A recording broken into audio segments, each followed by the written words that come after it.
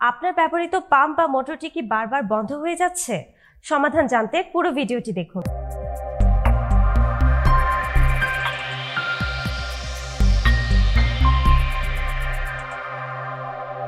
সুপ্রিয় দর্শক, ACA water pump tips and tricks সিরিজের নিয়মিত আয়োজনে আপনাদের স্বাগত।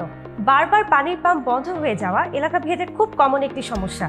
আজ আমরা এই সমস্যার কারণ এবং প্রতিকার সম্পর্কে জানব। প্রথমে আপনার বৈদ্যুতিক লাইনে নিউট্রাল সংযোগ এবং বিদ্যুৎ প্রবাহ সঠিক আছে কিনা তা চেক করে নেবেন।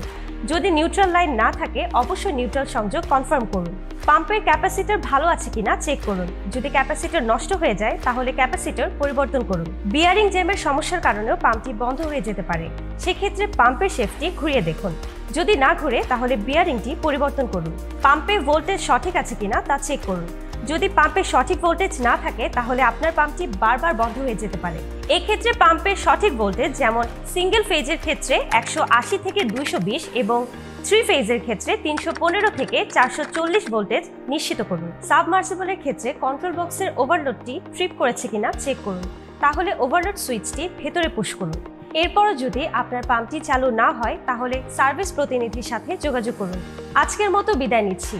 এসিএ water pump tips and tricks নিয়মিত দেখতে চোখ রাখুন ACA water pump Facebook page ও ইউটিউব চ্যানেলে। এছাড়াও কানেক্টেড থাকতে পারেন এসিএ ওয়াটার পাম্প টিকটক এবং ইনস্টাগ্রামে।